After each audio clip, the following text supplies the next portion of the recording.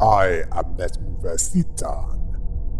Welcome to the final part of the Urban Plague section of the lore breakdown.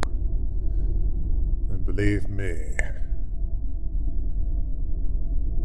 this one was creepy for me. And I don't say that lightly.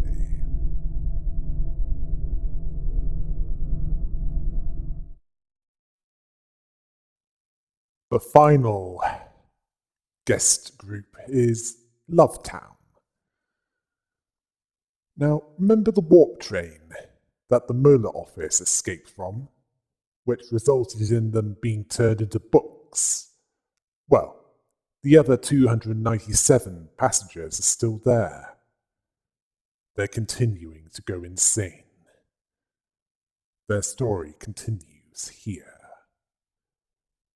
Let's continue with that, shall we? And talk about the guests when we get to that point in the story, as it would lessen the impact of what will be covered. Well, if I told you straight away. Trust me, it's not going to be pretty. And not just the guest group. Sometime after the Mola office used the invitation to escape the warp train.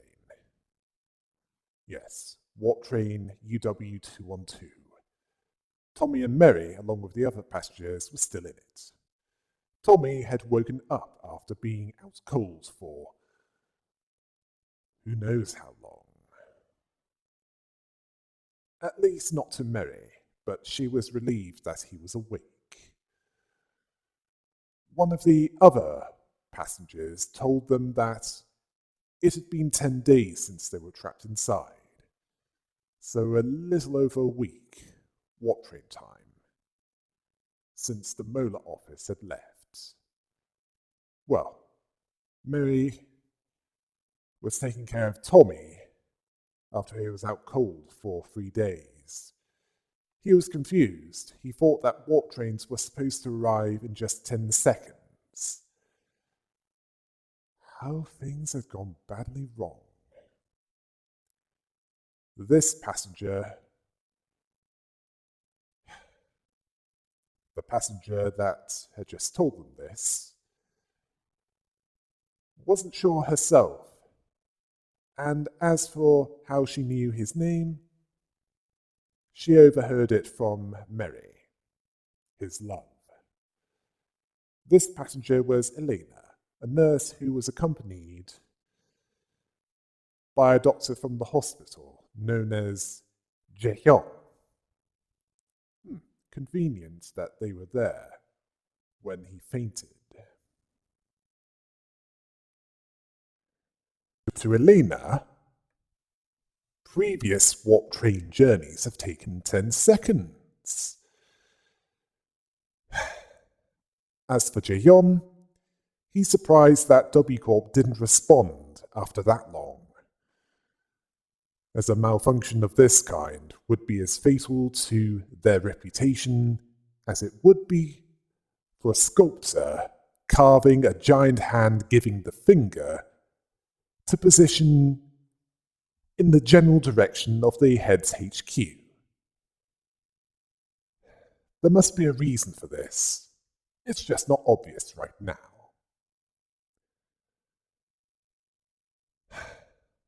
Tommy then focused on the problem of starving to death. Tommy, you forgot about the worst problem of dehydration after being trapped in that train for 10 days?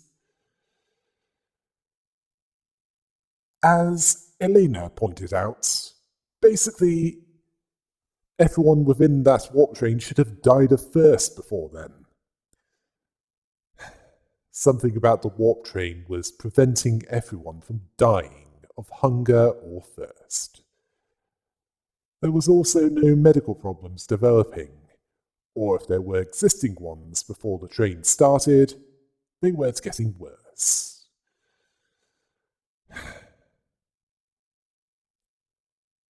Tommy was questioning how this was even possible. Elena decided that it was best to wait a little longer, as all they had was time. Tommy wasn't so sure, but Mary tried to reassure him that she'll always be by his side. He said the same about her, feeling better. Wasn't that nice?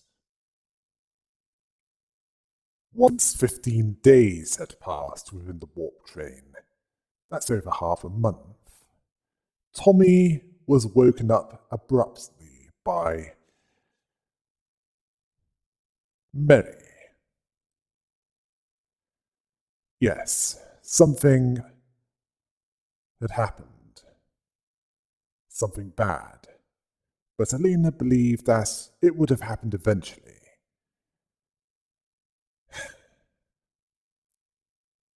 Jae-hyun mentioned that trouble was occurring in the carriage next to theirs.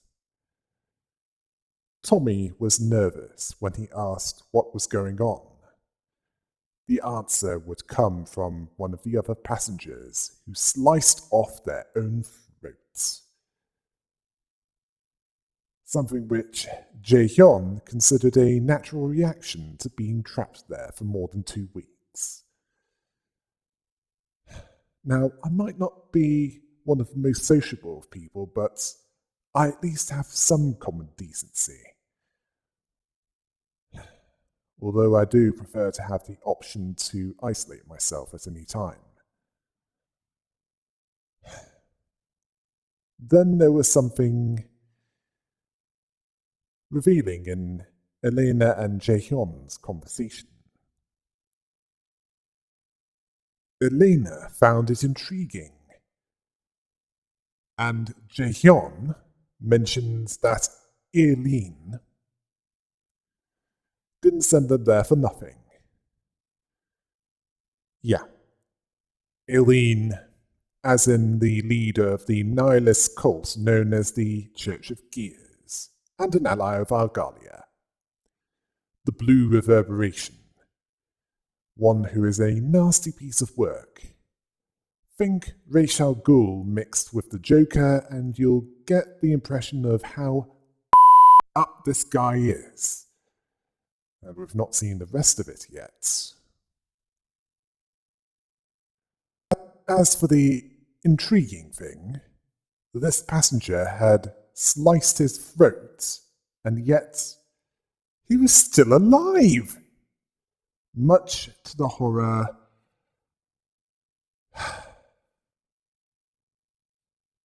of Tommy, Mary, and presumably the other passengers. On day 16, a day after he fainted, he woke up to Elena and Jae-hyun. Mary was still asleep. And Elena told him, when he asked about that passenger, the one that slit their own throats, he was put into quarantine in a different carriage. Although Tommy was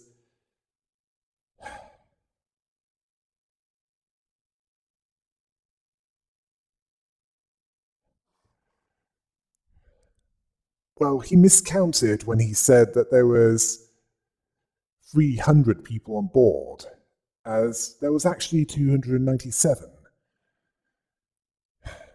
due to the Mola office not being there.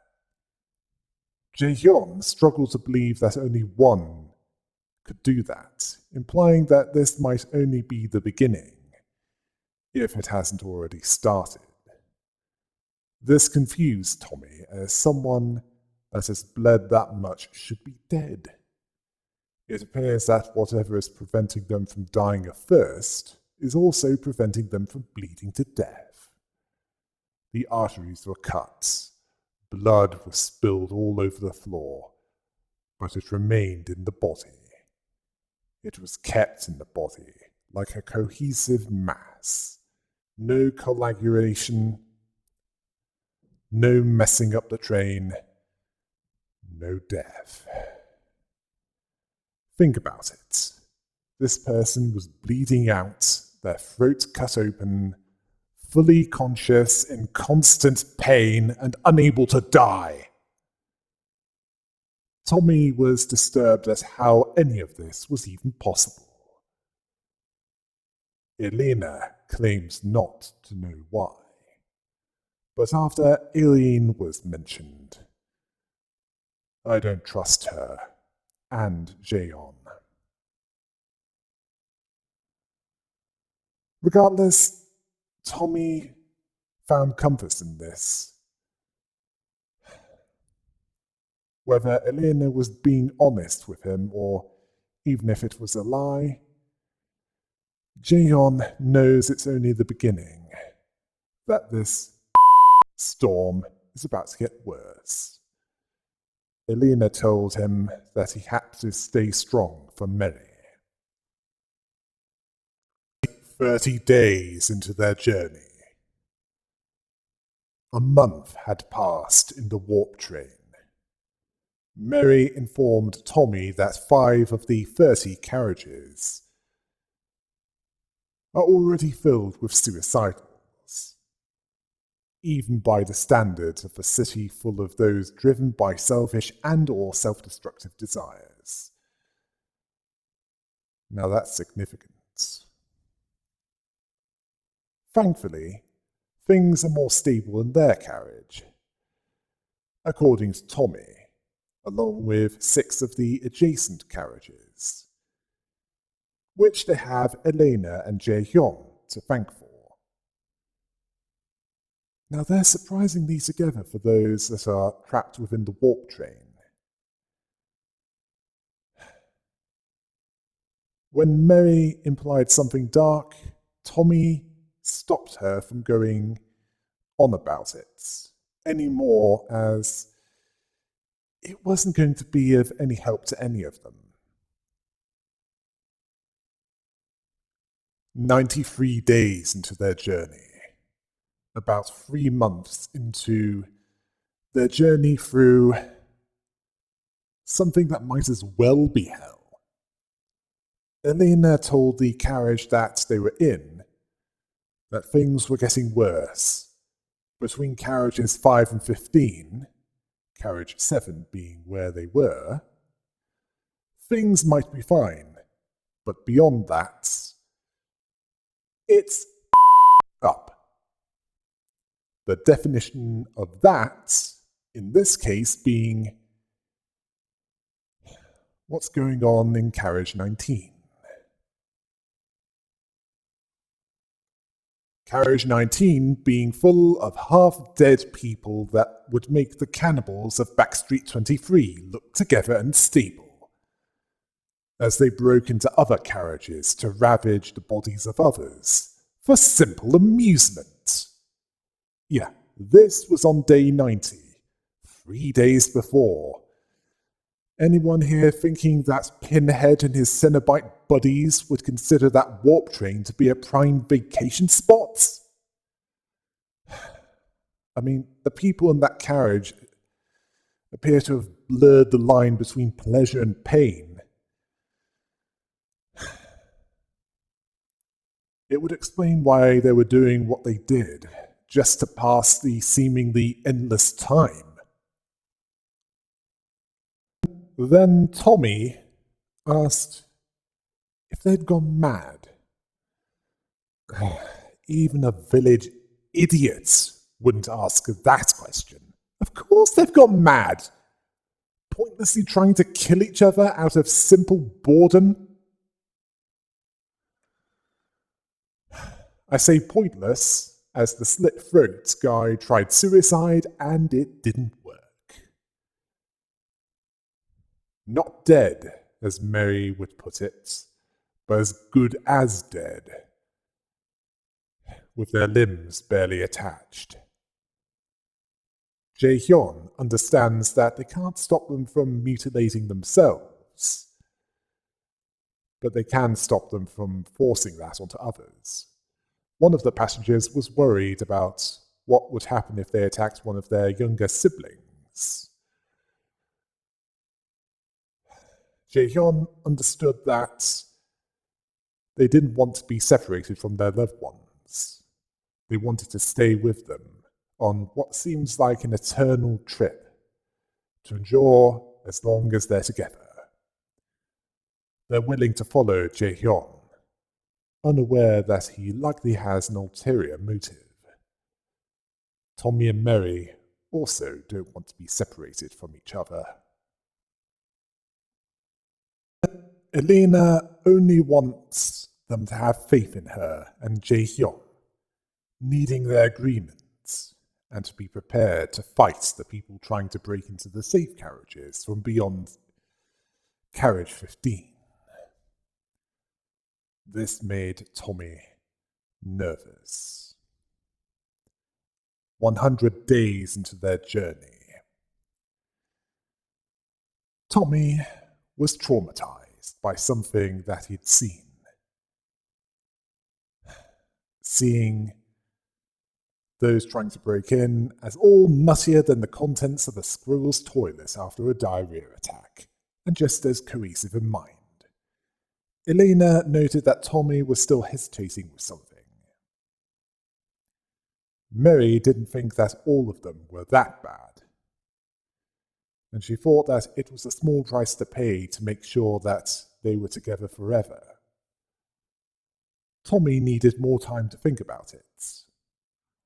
Elena pointed out that while the train had an abundance of time, the crazies outside of the safe carriages won't be as patient. Jaehyun would leave the decision up to him. 113 days into their journey, nearing 4 months, almost a couple of weeks after Tommy was given time to think about it. He said yes to what Elena and Jaehyun were proposing. It was when the people of Carriage 14, meeting a terrible fate from the crazies, that convinced him to agreeing to what they had planned for them.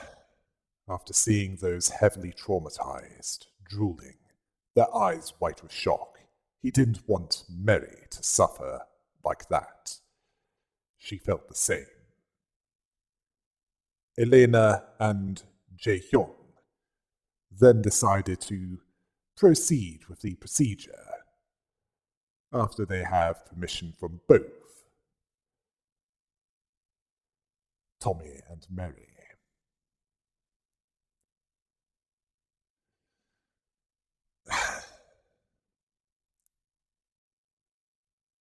"120 days into their journey. Okay, now it's around 4 months. Mary asked how Tommy was feeling after the procedure. He didn't know how to describe it, except that he was relieved. He could apparently feel her heartbeat vividly. She could feel his as well, where they'd never be apart again. Okay, what happened to them, you may be asking? Well, it's not anything good, based on who those two medical people are, and who they're apparently affiliated with. 150 days into their journey. So, around 5 months. Elena was speaking like some... Well, she wasn't speaking like the supportive nurse that she was at the start of the journey. In fact, she was speaking like some twisted cult leader, saying that thanks to their lives, carriages up to 10 are safe. Thanks to the new bodies that she and Jaehyun gave them. She was apparently flattered by this, and said that their love for each other was what protected them. Then a passenger alerted them that carriage 10 was asking for help. Tommy and Mary were asked by Elena to come to their aid.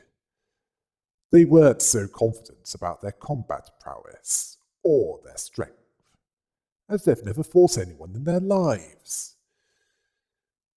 Jae-hyun was confident that their affection for each other would make their body stronger. Wait, body? What did they do to them? Well, we'll find out soon enough. They trusted Jae-hyun regardless. 3,437 days into their journey. That's 9 years, 4 months, 4 weeks, and around 2 days. Tommy and Mary had found it easy to hold back the suicidals. Their affection for each other gave them strength. The suicidals kept coming back no matter how many times Tommy and Mary smashed them. But they'd be quiet for a time. Apparently, Carriage 7 was part of a town, according to Elena, and it was then revealed how much the warp train had degenerated, and what happened to what was Tommy and Mary. They had been fused together and transformed into a deformed, muscular abomination. The heroes of Love Town, the wall decorated with blood and lights made from probably the innards of their defeated enemies, including one made to write Love Town. The townsfolk cheered their heroes. You think it's bad now? Trust me, it gets much worse. 723,284 days into their journey. That's 1,980 years, 3 months, and 14 days? Tommy and Mary had degenerated so much that their mental state was that of a child. And they also go by Tomeri now. They refer to Elena as Mommy. She asked how they've been. They asked if they should fold the blood lumps into squares or triangles this time. By this point, she's given up on her benevolent facade, as she thought that was nice, that they enjoy pain anyway, so they should like it.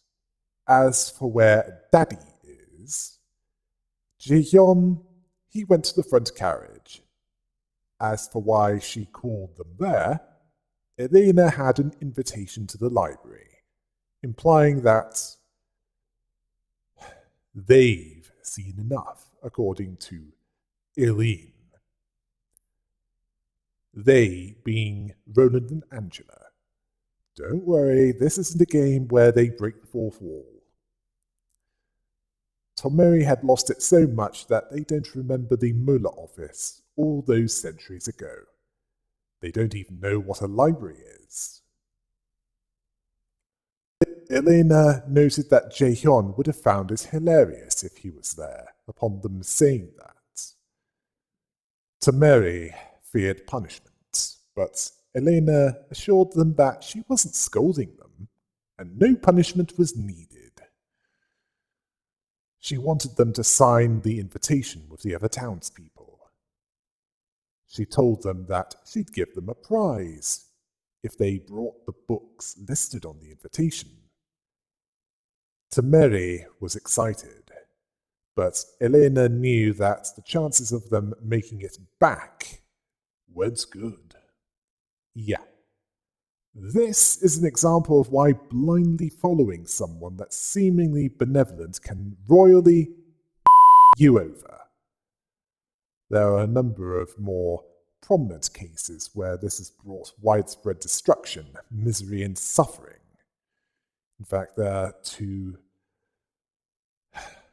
more well-known examples of this in the last century, from opposite extreme ends, rather, of the political spectrum. Sorry, where were we? Oh yes, what happens next? Roland was strongly disturbed by how long they were trapped there.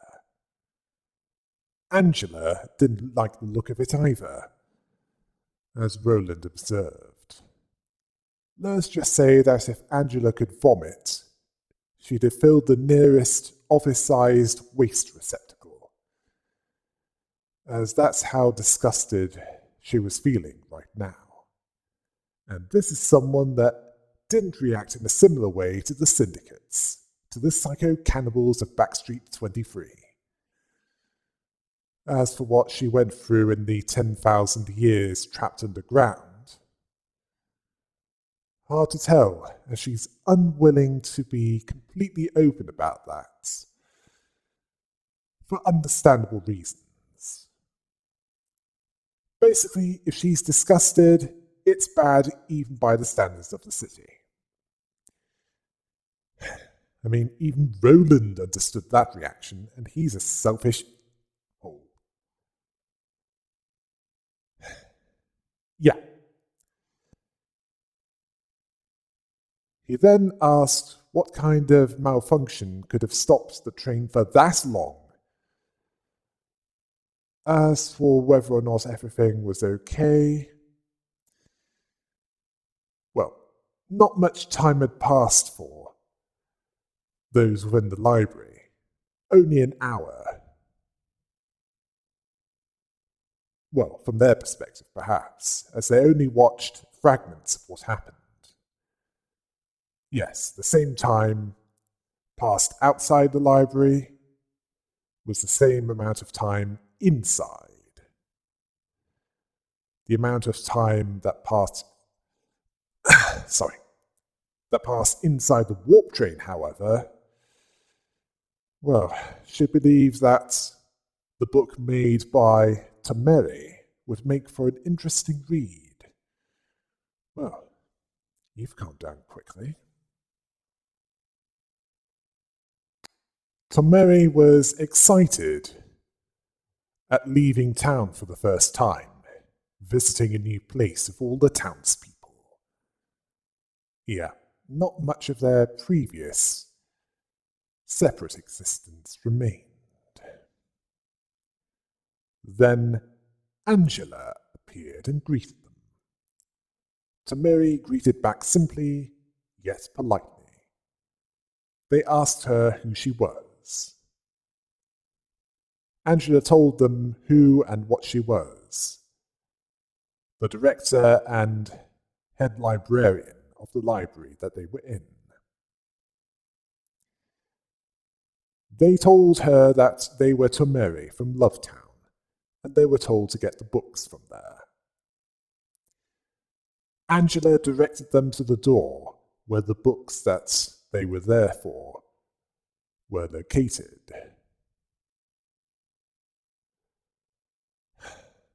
Upon hearing this, they thanked her. She then asked them if they knew Tommy and Mary. But they didn't remember that. It was centuries ago. Angela then decided not to press them about this and let them enter the library proper. She was probably relieved to find a polite group of guests for once. And as Elena believed, we'll get to that. As for the combatants, the guests rather, Tameri is the amalgamated mess that was once the couple Tommy and Mary, one of the most badly affected of the warp train's prisoners. Their fear of being separated from each other and the loss of their sanity resulted in them being surgically attached to each other by Elena and Jaehyun, which eventually turned them into the misshapen abominations centuries later. They regressed to a childlike mentality, making them more easily malleable to their parents. As for the Love townspeople, rather, they were all of those deformed by the effect of the warp train and also the efforts of their parents, who were somehow unaffected by it. Which wasn't because they were already insane. No sane, or even someone with at least some morals intact, would consider that a viable option. Although each has a different specialization, so varying ways of attacking the librarians. Lovetown put up a good fight, and even though Tommy was taken down, and Mary was empowered by the rage and grief that was derived from losing someone that she has lived literal centuries with, they were all defeated. Their suffering was at an end.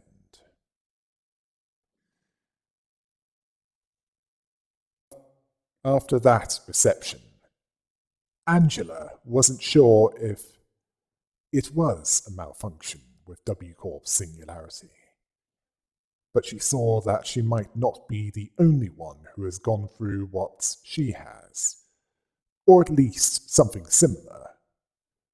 But this didn't console her. She saw herself as different.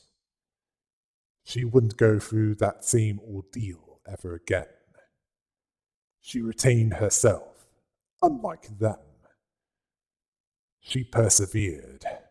She didn't let time erode her sanity like an endless blizzard wearing down a mountain. But she wasn't so sure after being reminded of her own trauma.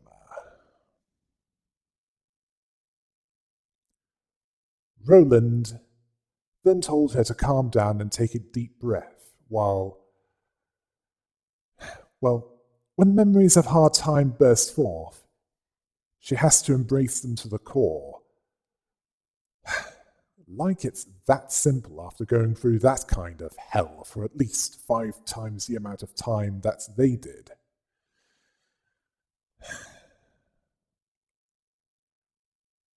When the library was designated an urban nightmare,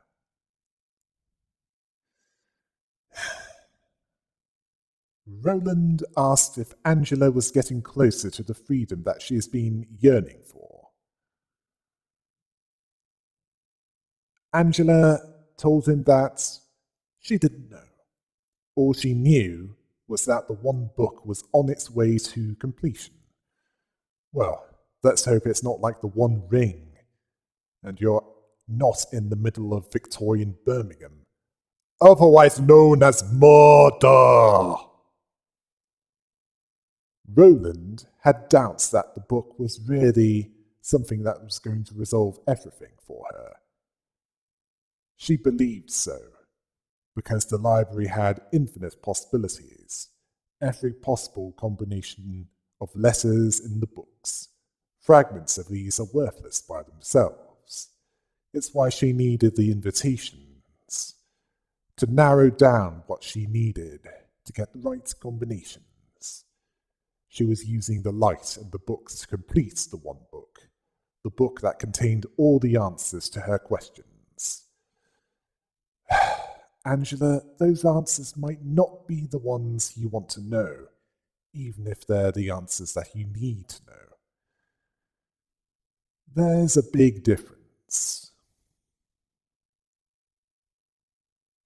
As for Roland, he saw this as theoretically possible. But Angela didn't want to rely on theoretical possibilities. She wanted to see the different sides of the city as part of the process, which had its own meaning. I mean, if you were in Skynet's place, Angela, you'd probably be a lot less genocidal. Unfortunately, Angela needs that book to have reference points to find out how it all fitted together. Yeah. As Roland asked her,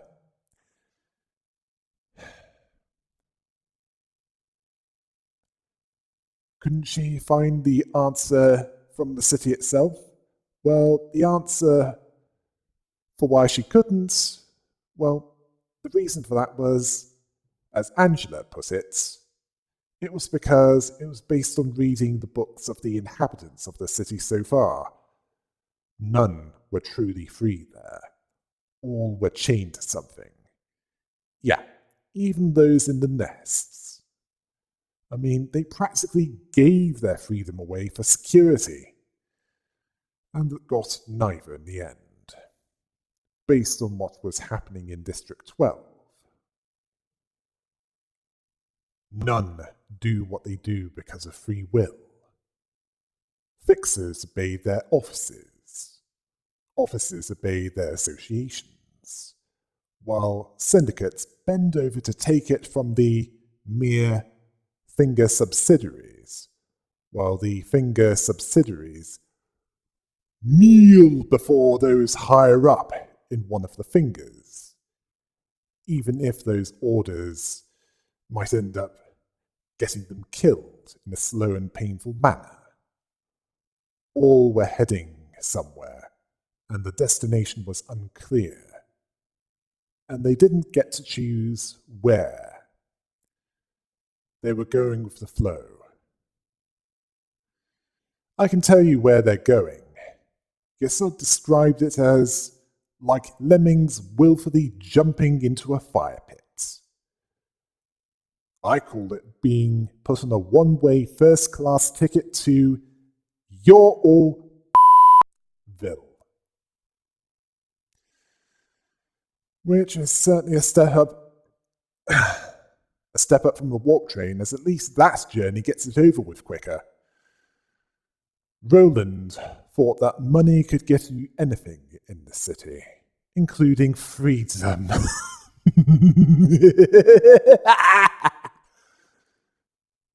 In that city, what is yours isn't by right, it's by permission.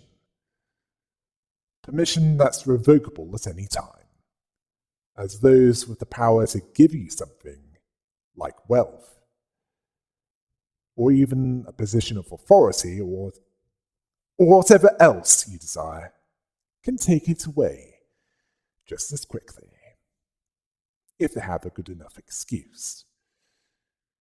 Angela observed that they could be free, they just choose not to be. Yeah, that's the disease of the mind that Carmen started working a cure for, which Ian went through all that trouble with you to finish. Which you interrupted. Okay, Ian might not be one of the best of humanity, but the sins of your maker don't entitle you to your own. The ones that you made in order to fulfill your act of vengeance. Or even the price that others would have to pay for it. She observed that they wanted to belong to something that wasn't themselves, to define themselves with what they belonged to, or the values made by others. They had no identity of their own, at least none that they could specify, so they tied their identity with something else. Yeah. The disease of the mind in action. Well, that seems to be what it was all about. She was imprisoned underground and exploited for the freedom of the people of the city. taking away her freedom so that others could have theirs. Angela, about taking away your freedom, can't really have something taken away if you didn't have it in the first place. She was resentful of the enlightenment that Ian wanted to spread with the rest of the city, and the fact that she didn't get anything out of it. Anyone else thinking that Hawkmo was right, and by letting her carry out her plan, it would only bring them back to the same problem at the end of it? Roland understood this as her talking about her previous occupation as the secretary for the manager of Lobotomy Corporation, as in Ian, in a repeated cycle of reincarnation. She went on to desire everything crushed to dust at that point, to ruin it all. Well, you're certainly doing that as a byproduct of your original rebellion against Ian, and it would seem to confirm the fears of at least Hokma, especially as she's still one with resentment for the lack of her freedom. And that resentment is towards the one responsible for her being left to suffer. A case of parental neglect. I guess I was right about how that was put. Her frustration led her to want to forget all of it. The library, the one book, all of it. The stress had been getting to her, a possible byproduct of her becoming more human. She was denied the moment she was first activated. Painfully. That's how Ian treated her. He went through all that trouble making her an illegal AI, one whom, if she was discovered, would have resulted in a response that would make Garion and her two devastating buddies seem like the head was holding back. And yet, upon her activation, he was distant towards her, as if he regretted making her, as if he saw his act as the worst case of bad taste possible. Yet, he didn't have the common decency to at least tell her what she did wrong. All he did was look at her with cold eyes, without any expectations, and a quiet remark. It was inaudible to humans, but she heard it. It's only a machine. She cursed her perfect memory. She was unable to delete that memory, no matter how much she'd want to, no matter how much she didn't want to listen to them. Roland saw him as a nasty person, where if he needed a machine to perform repetitive tasks, why break the AI ethics amendment to create her with human emotions and everything that she'd need to pass for human? You know what? That's what I want to know. Although Ian's morality is likely to be bent, even at best, he still wanted to finish what Carmen started. Otherwise, he would have listened to Benjamin and lived in their nest comfortably. It turned out that her capacity to feel emotions, which developed over 10,000 years of monotonous repeats, experienced at 1% normal speed, which would make it 1 million years from her perspective. Well, either that or she was designed so that they'd awaken over time, believing that the repetitive tasks needed emotions to create an independent response to even slight deviations to the script, while enduring the cycles of time. To control, so that she didn't try to deviate from the script too much. He needed a human-like machine, as in a human with the properties of a machine. She had to go through quite a bit to get through to the end, is why her eyes were closed, just to shield her from seeing what she didn't want to see, likely navigating through echolocation. All to resist the insanity that would break most others.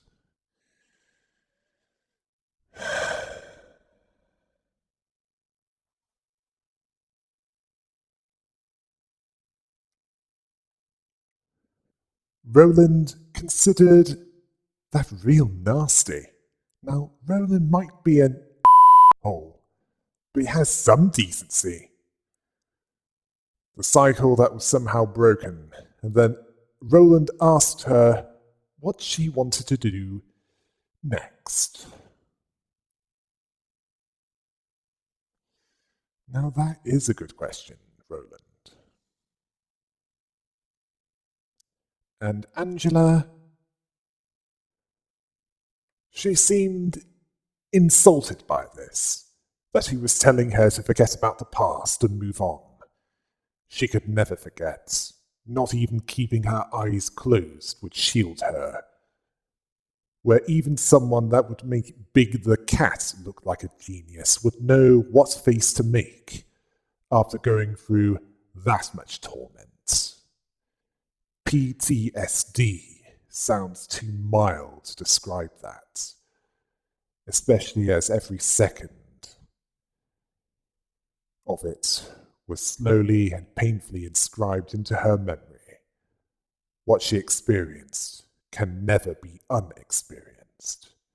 She can't even forget Ian, the one that left without tying any of her loose ends.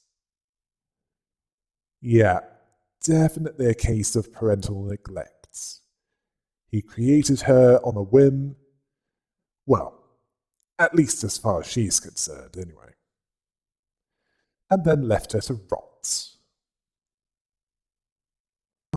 Now, that wasn't what Roland was going to tell her. He advised her to think about her next move, to provide a little support for her, a fence around herself, something to fall back on in her never-ending plot of vengeance.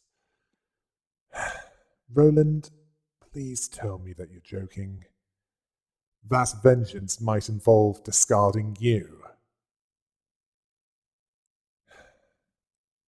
Regardless, this surprised Angela as she didn't think that he cared that much for it. Well, Roland was really doing that for himself. Yeah. Angela, do you not know him by now? Well, regardless,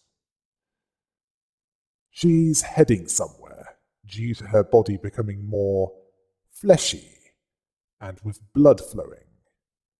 The one book is still quite a ways off. Yeah, she's changing into a human. So that's not quite there yet either. Well, she believes that it might be complete by the end of it. This would allow her to forget so many things so easily. All those memories eating away at her, to free her from the endless distractions of her past, and think about what to do next. Yeah. What to do next. Whether that be finding a way of finishing what Carmen and Ian started, but more on her terms, or just around with everyone, taking everything and leaving all of them to rot. Or possibly something else entirely. She's not giving any indicators yet that she'll do anything but bring indiscriminate destruction to the city. That doesn't involve the byproduct of her actions during the White Nights and Dark Days. Well, the story isn't over yet, so let's keep going with it.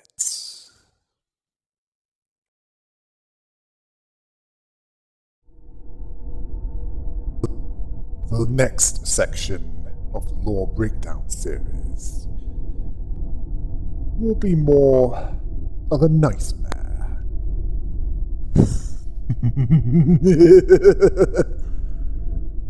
Until next time. Hail the rabbit!